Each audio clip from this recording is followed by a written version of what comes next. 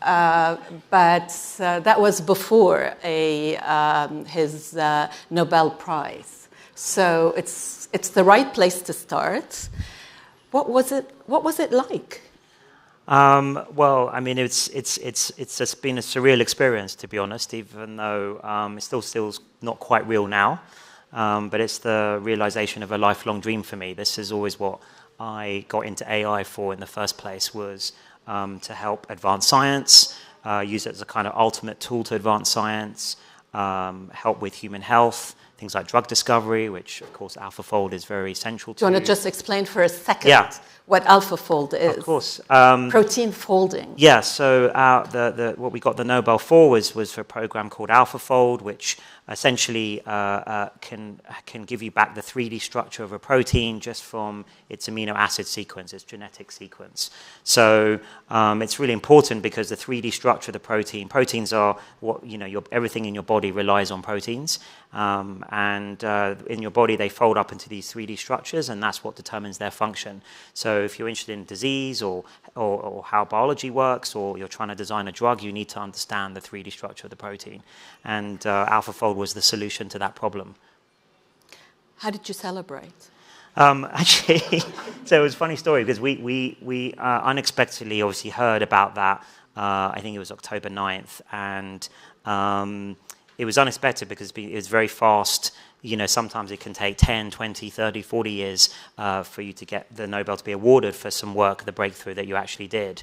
And this was just 4 years. But I had the perfect celebration for me the next day, which was some of my friends were in town, some of the best chess players in the world, best poker players in the world. And one of my childhood friends was hosting a poker chess evening at his house with all these world champions. And I was supposed to be going there. So we had one of the toughest home poker games there is in the world. But that's the best way I can fun. Magnus Carlsen was there and all sorts of things. We have a funny picture. I should post it to X, actually. Did you win? Show. Not that evening, no. They didn't but it was let a lot win. of fun. No one lets anyone win in that game. You have to... Absolutely not. Yeah, but it was a special day. But it's my idea of fun. You mentioned that usually it takes much longer for this kind of recognition. Yeah. Was this to you a recognition of AI as well? Because the other two recipients, that's what they were recognized for. Well, it seems like that was the message the Nobel Committee were sending with that, obviously with the Physics Prize as well, and Jeff Hinton and Hopfield and all their well-deserved fundamental work they had done, and then our work. And it was a kind of maybe a coming of age or recognition that AI is now mature enough to really contribute to helping solve some of the deeper scientific challenges out there. And then in terms of the time, I mean, it was a surprise, but it's, as I understand it, the Nobel committees always wait to see not just the intellectual breakthrough, the research breakthrough, but has it really had impact? I mean, Nobel in his will said for the greatest benefit of mankind and humankind, right? That's what the Nobel is awarded for, which I think is a great statement. And so they wait for practical impact to see demonstrably, is this going to impact society for the good and in a big way? And of course, that normally takes decades often before that can happen, even after the breakthrough. And I think what was just great about it, and also for the AlphaFold team and also the whole of DeepMind and Google, is that it happened so quickly because there was recognition of the impact AlphaFold has had. Just in some numbers, over 2.5 million researchers around the world use it.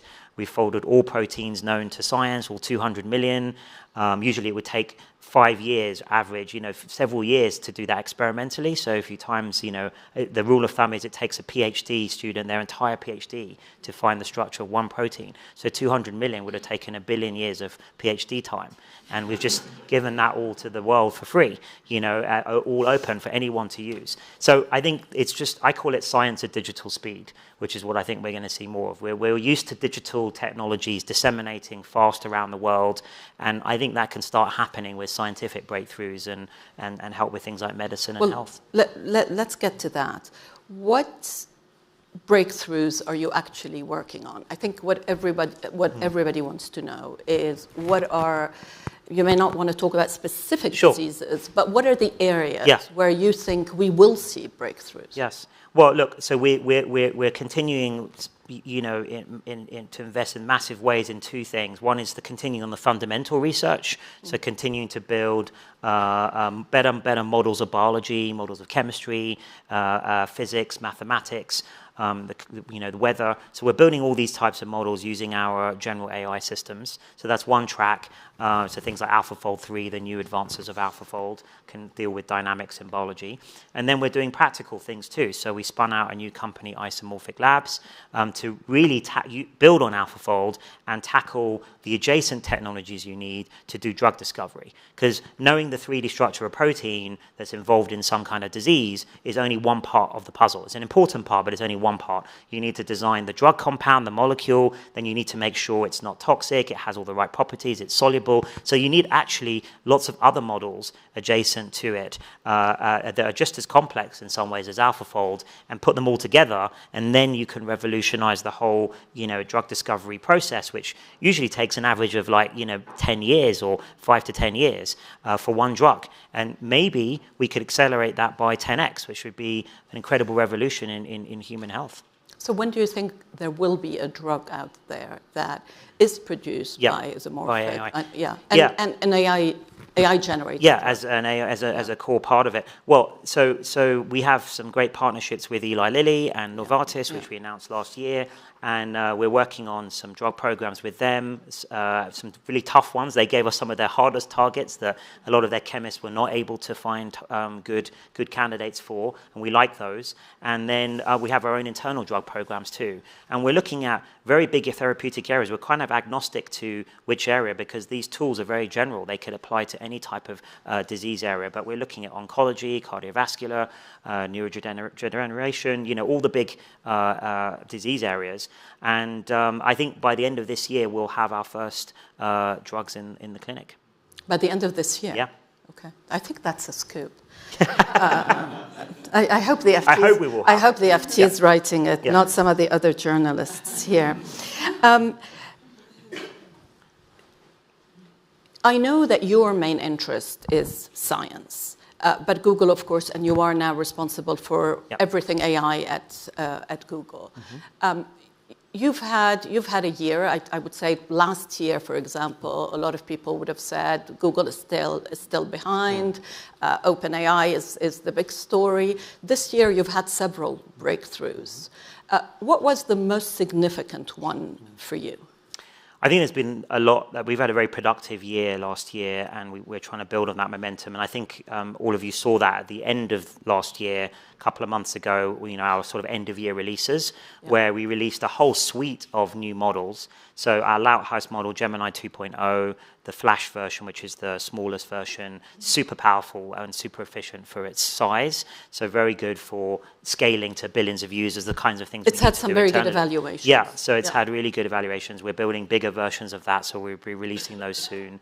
But then, we had a lot of other, I think, really cool models. We had VO2, state-of-the-art video model. Some of you may have seen some of the videos that we can produce. It still astounds me how accurately it can model the physics. So there's a sort of canonical thing, which may sound funny to some of you, where you test these video models with, can you generate a video of someone chopping a tomato? It sounds crazy, but it's like they're actually slicing the tomato with the fingers and the knife in the right place, and the slices don't just magically come back together. And VO does all that super accurately.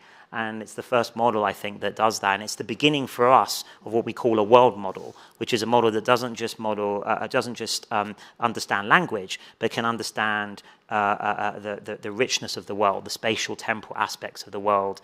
And I think that's what we're going to need to build on to actually have what we call universal assistants.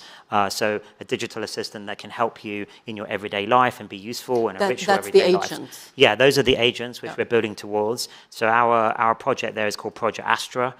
It's a research prototype right now. It's in sort of trusted tester kind of beta testing. When do you think we'll be able to try that out? I think, when will consumers be able to? I think we'll see how the tests go, and there's still lots of research to be done on it. But I think some point, later in the year, I think we'll have a version that everyday consumers can use.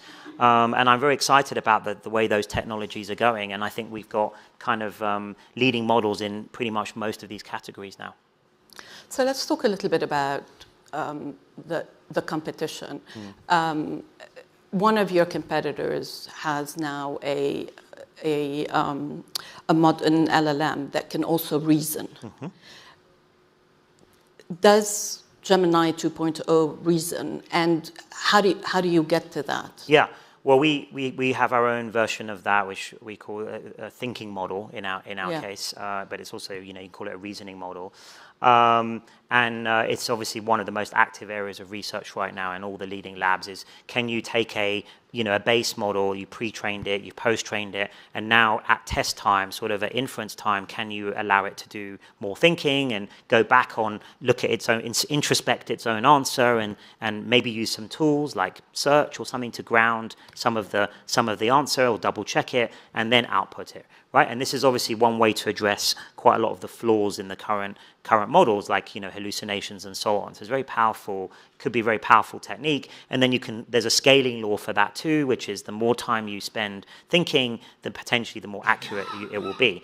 Now, don't forget, we have over a decade, we basically pioneered this whole area with AlphaGo and actually all our games work that we did in the early days of DeepMind. They were all agents. So they all had models, and then they had thinking or search on top of that. So we're bringing that back in now, and I knew that would all come back to the forefront at some point. But the difference now is, instead of putting on top of a model of a game, which is relatively simple rules, you have to put it on a world model, which is obviously far more complicated, including language, that you have to model and learn about the statistics of that world. Yeah. And so planning is a lot harder, because if you think about a game like AlphaGo, which cracked the game of Go, or chess programs, it's very simple to understand and learn the rules, right? And those rules are very logical, and they're very consistent. The real world, of course, is very messy. So your world model, let's say it even has only a 1% error in it, but actually mostly they have like 10% error. Then if you start reasoning over 100 steps, even if you only have a 1% error, that error compounds. So after 100 steps, you might be in a totally random, non-useful space, because of that 1% error compounding. So you have to, the bar that one needs to be able to think over that and reason over that amount of time is very high in terms of the accuracy and reliability of the models. Yeah. This is why I'm wondering about reasoning, because one of the basic issues with current LLMs that we're all using is the question of hallucinations, which I'm sure you're asked a lot about. And there is a way to overcome hallucinations by maybe sending them to essentially fact-checking the answers, for the LLM to be fact-checking its own answers. Yet that is not necessarily what is happening. Why? Well, actually, it is. There's several. I mean, there's many ways that people are trying, and we're trying to address the factuality point. And actually, we're very pleased the 2.0 Gemini models are way better on factuality than our previous generation. So we're improving on that all the time, and it's something, of course, that we're very, very focused on, especially being, Google and DeepMind. And of course, if you want to do science with these models, which is ultimately what I'd like to do, you really need to be accurate. You can't be hallucinating, citations or papers and so on. So in some ways, that's a great test ground for it. Now, there are many ways to do it. You can address it with just training your objectives, the pre-training step, right? Filtering the misinformation out of that and stuff like that. Then there's the next step, which is you can use tools so that you actually call Google search as part of the fact checking. Well, what better way to fact check, right, than actually use search as a tool? So that's something, of course, it's native for us, we would be experimenting with. We already have a very good, accurate system, Google Search. Let's use that in the loop of the system. But of course, the system has to learn when to call it, right? What is the right thing to call it for? So there's still a learning that has to happen there. It's not automatic. And then the final thing is the reasoning. You know, the more time you give the system to reason and allow it to backtrack and not just output the first thing it comes up with, it's going to be more accurate. But some people have suggested to me that you actually want hallucinations because they are the creativity part. Do you agree with that? Well, in certain domains that may be true. That's one way, but then you'd want it to be intentional, right? So you want to say, you want to be able to decide. Yeah, here's a sort of flag. Don't. Yeah, now I'd want you to be creative, or obviously we should discuss what creativity really means. But then hallucination could be one way to at least get you into a new space. But you'd want that to activate that almost as a feature rather than have something that happens accidentally. So just because we're on LLMs, how do you use Gemini? Actually, I use... And what do you tell your kids? How do you tell your kids to use it? Yeah. My kids actually like using the creative tools, the image generation tools, things like that. I personally use things like things that are built on Gemini. So Notebook LM. I think, I don't know if you know what that is, if some of you know what that is. It's basically you put in whatever research you're interested in, you papers or websites or whatever it is that you're trying to understand, and it will generate you a podcast, a really engaging one. It's kind of, you wouldn't think it would work, but it's actually, I initially thought, surely you just want the AI system to summarize it for you and then maybe read it out to you. But actually, it's way more engaging if it's two AIs critiquing it, strangely. And it's almost a brand new modality for learning information. And then now the latest system, you can actually interrupt the podcast and ask the host questions. So if you want to steer it into, if you haven't tried it, I recommend you all try it. It's amazing. And so I use it actually pretty much every day to summarize some new area of research that just to break the ice of it and just give me the gist of it so I can decide if I want to deep dive into it or not. And you've also talked a lot in the past about everything you're doing is in the pursuit of AGI. Yeah. I'm still not convinced of what is the problem that we are trying to solve. What is the problem you're trying to solve that you feel that need to get to AGI? Well, and then I'm going to ask you about your time frame. Well, the problem I'm trying to answer is I want to understand the fundamental nature of reality and all the biggest questions. I don't know why I've been fascinated that since I was a kid, but that's what I've always felt. There's this deep mystery to the universe. Usually you go into physics if you're interested in that, and I love physics was my favorite subject at school. But I kind of decided after reading all the greats, the Feynmans, the Weinbergs, and in search of the final theories, all of these unified theories of physics, that perhaps the problem was we needed a bit of help. Even the smartest experts, we needed a tool to help us, and AI for me was my answer to my expression of what I thought I could contribute to that search for meaning, which I think is the deep-seated human need. And so in the limit, if we really want to understand the nature of physics and consciousness and dreaming and time, and I don't know why more people don't worry about these things, because I worry about it all the time. There's all these things we interact with all the time. We don't even know what time is. Isn't that incredible? I mean, But that's part of the mystery of life. It is, but we are very curious creatures, and so when that's what science is about, and philosophy. So it's more, it's science and philosophy, and I love philosophy, and I think we need new great philosophers. If there's any philosophers listening, I think there is a need for the next Kant today to understand where we're heading into, and I hope some brilliant new philosophers working on that, and I think to understand the full nature of reality, including all the physics, you would need something of the level of AGI. And what is the time frame you're looking at? Is it 10 years? Is it 5 years? Is it 50 years? There's a lot of debate about this at the moment. I don't usually give sort of timescales, but it partly depends on how you define it. We've had a very consistent definition from the beginning of DeepMind for the last 15, 20 years, and which is a system that is capable of exhibiting all the cognitive capabilities that humans have. And the reason that's important is the human mind is the only example we know of currently in the universe that exhibits general intelligence, right? And so if you think you have general intelligence, not just a narrow one, you need to be at least able to do all of the things the human mind can exhibit, including things like creativity. So that kind of AGI, I think we are, 5 to 10 years away from, and maybe 1 or 2 new breakthroughs are still missing. I think you've probably thought about this a lot, but who is supposed to make the decision on whether we reach AGI? Is it the scientists, the AI experts, or is it governments and societies?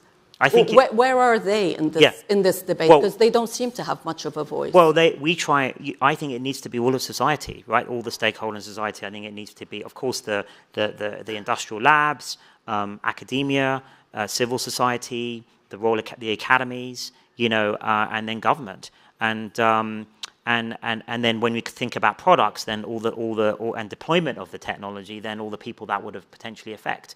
And so we try to do our bit on that at Google and at DeepMind of engaging as wide a stakeholders as possible. We've convened AI science forums. I talk all the time to all the academies, Royal Society, and so on, National Academy in the US, but I think we maybe don't have the right institutions. What I would like to see is, if somewhere like the UN was in better shape, we need to have international discussion about this, because it's also not just a nationals thing. It has to, if you think about regulation or other things, it's got to be an international agreement. That's why I'm pleased to see things like this AI summits. The first one in the UK, the next, there's one in South Korea, then after that, and then Paris next month, which I'm going to go to. And I think we need to accelerate that pace of debate and discussion so that we can discuss how we want to deploy these systems, what we want to use them for, how we should share the benefits of that as widely as possible, and then the attendant risks and how to mitigate those at the same time as facilitating all the benefits. What are the risks that you think about? And then we'll talk about regulation, or rather deregulation. Look, I think there's broadly speaking, there's 2 big risks that I worry about. One is bad actors repurposing general purpose systems for harmful ends, right? So that's one whole class of age-old class of problem. Transformative new technology. That's why you're not a fan of open source. Well, I am. So that's much more nuanced. So we're huge supporters of open science and open source. AlphaFold is completely open source, and we publish. Half of the modern industry depends on 80-90% of that. I would say is built on the published work of Google and DeepMind over the last decade. Things like transformers, also AlphaGo, all of these ideas which we put freely out there. So for sure. That's how the scientific discourse works, and progress gets made at the maximum speed is by sharing information. The problem is that with this technology, unlike most technologies, it's so transformative and it's super general purpose. So it can be sort of reconfigured, and the more agentic a system is, the more easy it will be to reconfigure an end system for something else. So that's one class of problem. So how do we? This is what I say to the open source advocates is. I would love that to be the case and facilitate as many of the good use cases as possible. But as these systems get more and more powerful, how are we going to guard against the harmful cases? Because once you make it open source, there's no way of pulling that back. At least with an API, you can put it out there. If you discover later something bad can be done with it, then you can pull it back. You can shut off the access and so on. The other reason this is so complicated with AI is because of these it's an emergent technology. It's not something you can just put out and you can stress test to the limit and you know exactly what it can and can't do, right? A car engine won't suddenly create or in of itself some new capability you didn't know. Right? So this is a very different type of machine or tool or system to we've had before. And even if you test it for 6 months, you may still miss when you put it out in the world and billions of people use it. There may be some clever person somewhere, some clever kid in a garage could figure out some new technique, some new combination of things that might have a different capability. So that's one. And then the second thing is the risk from the technology itself, which we sometimes call AGI risk. That's not today. That's as we get closer to AGI, but you know, depends again on your but definition of that. But if you have your way, we will get closer to AGI. We will, but it's not just my way. It's just going to, you know, it's the kind of, if you study the history of science, it just seems to be the way. If something's possible and is valuable to do, people will do it. And I think we're past that point now with AI, where the genie can be poured back in the bottle. So we have to deal with that, and we have to try and make sure and steward that into the world in as safe a way as possible. And so that means, this is also unique to AI, is the AI itself having agency and what kinds of AI should be built, and then an international agreement about that. Because I think there are many safe ways to build AI. And if you think about the design space of AGI, right, there are many ways to build containable, understandable AI, but there are also, I'm sure, ways to build it not understandable and not containable. And so, and that's what we need research on right now, but it's not just a technical question. I think the harder part, and I'm optimistic actually, we will, given enough time and enough brain power, the smartest people, we will solve the technical questions around that. But what about the sort of more geopolitical coordination problem of stopping, you know, prisoner's dilemma problems or tragedy of the commons type problems? And that brings us to Donald Trump. Because, well, in 24 hours, you know, he's come out of various international understandings and agreement. So the prospect of any international understanding in the next 4 years is really remote. But there is also likely to be a lot more deregulation rather than regulation. Does that worry you? Well, look, I think we have to see what the administration actually does. So I think it's far too early to talk about that yet. But you know, I think I take some heart from the fact there's lots of people involved with the new administration who, you know, are deep technologists. They understand both the opportunities here and the risks, here. You know, a lot of the ones I know, they understand what's at stake, that both on the upside and the downside. And so I think, you know, I think that potentially that could be a good thing. You know, they're up to speed with the technology, and hopefully there'll be an understanding there to take a sensible road where we, you know, I call it kind of like, you know, being bold and responsible with this technology, right? So bold with the kind of opportunities. I think we have to do that. You know, I encourage the UK government to do that in terms of, you know, we need the extra growth and economic growth and the efficiencies with the health service and applying it to medicine, all these amazing things, and curing diseases, helping with climate. In many ways, some of the other grand challenges that face society today, I can't see how we're going to solve them unless we introduce new technologies like AI.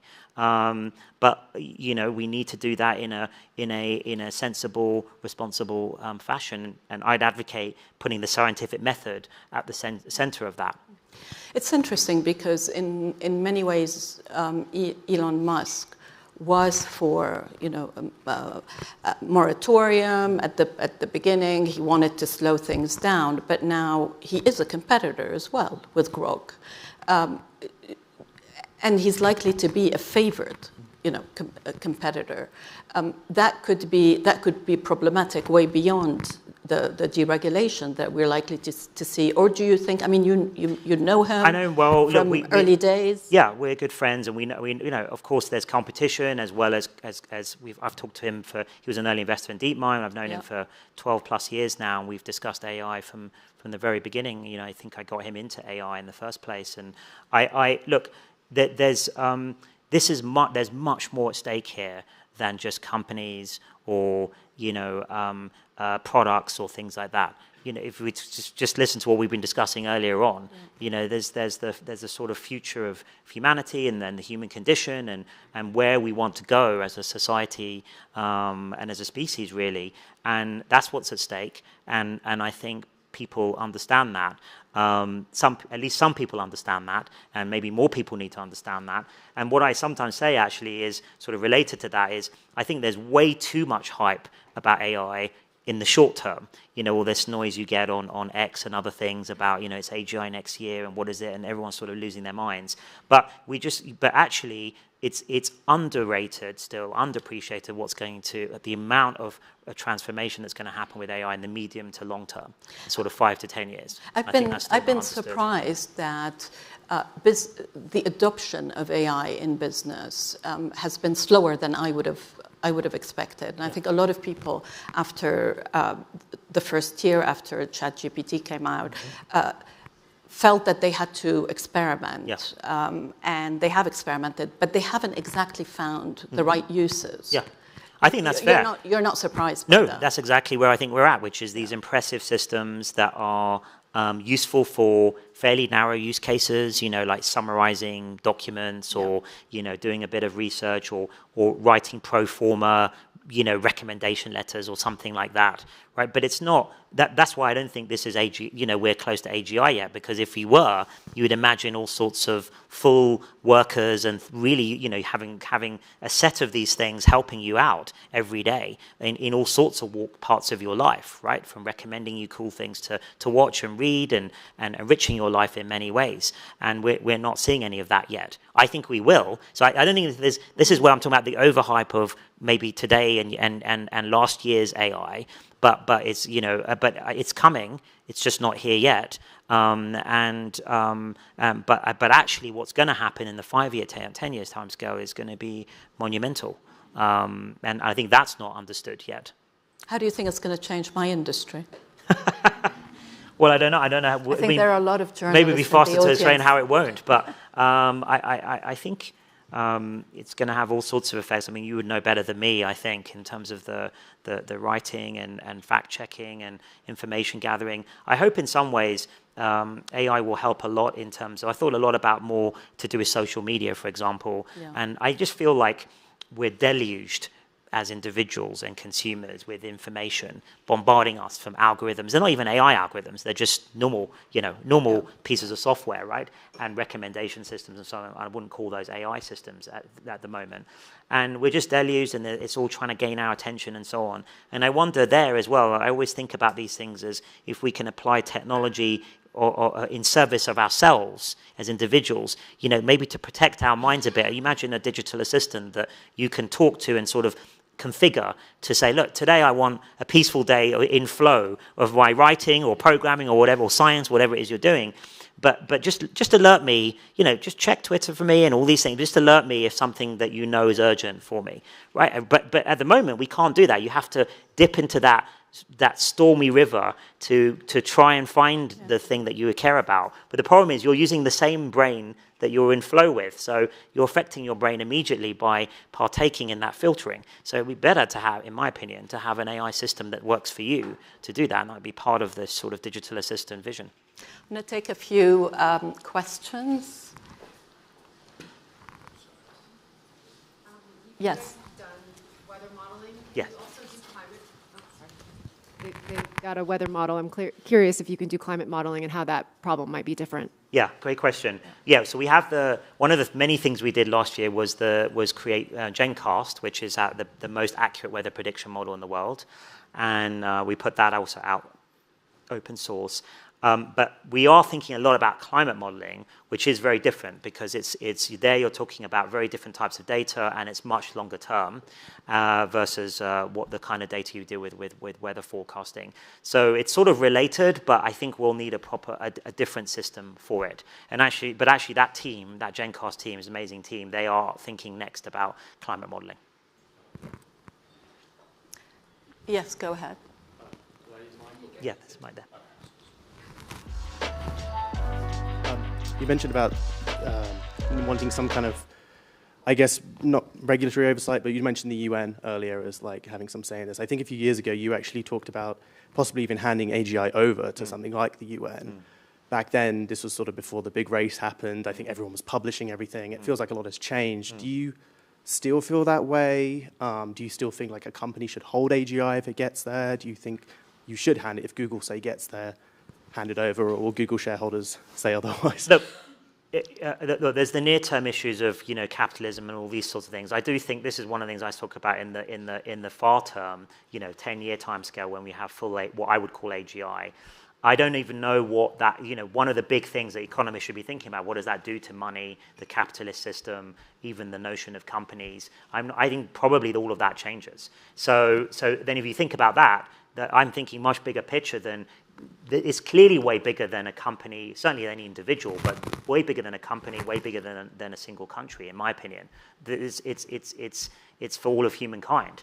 I think it's going to be at that level. So ideally, there would be some institution that is around that could meet the moment, and then that would be where you would put, a wise council of international council of very diverse and smart people from different backgrounds, not just technologists, I'm talking about philosophers, social scientists, writers, etc., and come together.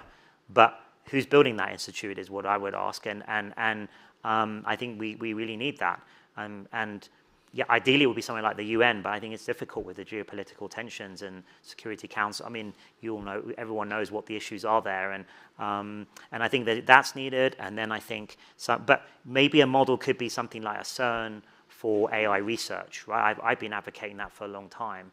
An international research body that takes the last few steps in a very careful, scientific, rigorous way that has participation from government, academia, as well as industry. I would advocate for some kind of structure like that. Is this what you mean when you say you're a cautious optimist? Yes. There's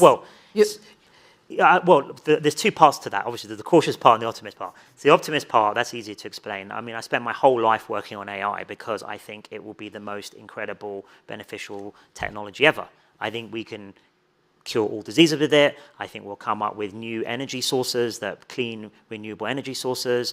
And I think that will allow us to, that will give us radical abundance. And then we'll travel to the stars and spread consciousness to the galaxy. That's what I think is going to happen. Which I think is an amazing future. Well, we may get to Mars very quickly. We may get to Mars very quickly, but then we want to go beyond Mars. If you think of Star Trek or the Culture series, Ian Banks' books, which is I'm really looking forward to living in that world. Yes, so exactly. We all would be. I mean, there would be an amazing world. So that's what we want to get to. That's the optimist part. So you couldn't get any more techno-optimist than me, but we got a thread. There's on the way there. As I said earlier, there are lots of ways to build AGI in service of humanity to get us to that endpoint, which I think would be wonderful. I kind of regard it as spreading human consciousness to the stars, right? The Carl Sagan type of vision for humanity, and we could be within the grasp of that. But if it goes wrong, the bad actors case or the AGI risk, it could go disastrously wrong. So we've got to thread the needle here as a society and as a research field, and that's the cautious part. So in a situation where there's uncertainty. So the other optimist part of me is that I believe in human ingenuity. We're super adaptable. We're amazing. Our minds are amazing. It's incredible what we've done with our monkey brains. I mean, science, we've created the modern world. It's unbelievable. This is built for hunter-gathering, our brains. We're evolved for hunter-gathering. I think about this every time I go over on a 747 to California. It's like, how did we do this? People just take it for granted. I'm looking out the window in this hunk of metal. How did we do it? If we explained it to our hunter-gatherer ancestors, how they wouldn't have believed it. So anyway, so there's that. So we've done that. We've come that far. So I think we can do this too. But we need to do it in cooperation and with the right methods and not in a rush. It's got to be done. If you've got the best minds in the world, and I always used to mention it to Terence Towers of the world, the greatest mathematician in the planet, right? Spoke to him about this. I'd recruit all the Terence Towers and have them working on these questions, right, of the AGI design. And then I think, given enough time, we will solve the technical questions. But the question for me is, will we solve the geopolitical, societal questions? Because I think that's actually going to be harder. I think maybe you might want to just slow down for a few years, then accelerate. There's another question there. Yes, go ahead. Yeah, Demis, I just wanted to pick up on your comments about agentic AI, and I can see many and varied uses of that. But paint us a picture of what happens when you've got lots of these agents scurrying around. Right. Trying to interact with each other, particularly in real-world applications, let's say financial services. Yeah. Who accepts responsibility for their actions? Yeah, great question. Look, I think the reason agent systems are going to get built and are being built is that they'll be way more useful than non-agentic systems. So today's systems, let's say take the language model chatbots. They're basically passive Q&A systems. You inject the intent, they give you an answer. But if you say, to one of the systems, Gemini or any of the others, give me a recommendation for a restaurant, right? Why would you want to stop there? If it gives you a recommendation, you'd then say, book me the table, right? I mean, clearly it was just inconvenient not to have that next step. So I think that on a sort of more prosaic level, assistant-like level, digital assistant, you're going to want, people are just going to choose agents over non-agents because they're more effective at saving you time and making your life better. But then when you think that through, you're exactly going to get to what you just mentioned, which is actually if you're starting that through 1 or 2 or 3 years down the line of that, and there are millions of agents or billions of them, and they're all into that now, you may have agents negotiating with each other on behalf of the vendor and the customer, and then we probably need a new way to rethink web and the web infrastructure and apps. So that's all going to get revolutionized, in my opinion. And that's, I think, another underappreciated transformation that's going to happen in the midterm. Okay, I have 1 minute. Yeah. Can I take 2 questions here and put Martin, and then you're going to have to answer in 1 second. Okay. So Demis, I have a quick question. Yes. 2 actually. I'm greedy a bit. There's a race, seems like a race between China and US. Do you think there will be an impact on the world and outcome differentiation if one or the other wins? And second question. No, there's only bias. Only one. The big data, it comes from the big companies. So do you think also it might be a bias to the information and a bit scare to the customer, to the client, consumer? Thank you. Martin. Okay, I had 2 and I'll get rid of one of them. I'll get rid of 1 second. It's the most important. Yeah. So with your wonderful biological systems, how soon will it be before somebody comes along and says, design me the perfect pathogen which will kill everybody? So look, first of all, you don't need AI systems to design pathogens. That's one thing I would say. And I have a lot of, with every step we are taking, and obviously we're at the forefront of this with AlphaFold and other things, we talk to all the biosecurity, before we released AlphaFold 2, we talked to 30 biosecurity experts and bioethicists, and also Nobel Prize winners on the biology side to make sure that the benefits far outweighed any risks. And we made some slight tweaks based on their feedback, but they all came back universally that it was beneficial. As we get more and more advanced systems, we will also have to build the detection systems to detect if someone's doing that kind of thing. And that's where open source, it could be an issue, because if you have an API, you could also put the detection system on that and immediately detect if someone's trying to, with more AI systems, immediately flag if somebody is trying to make some kind of pathogen. Right? You would easily be able to build an AI system to classify that and then immediately do something about it, shut them off, call the authorities, whatever it is that needs to happen. So yes, and in some ways it's the tip of the spear of dealing with both the good use case, solving all diseases, but then also the bad actor use case. So that's cyber is another place where that's coming to a head right now, but biology is another one. So there's those cyber, biology, and nuclear are 3 areas we're looking at specifically.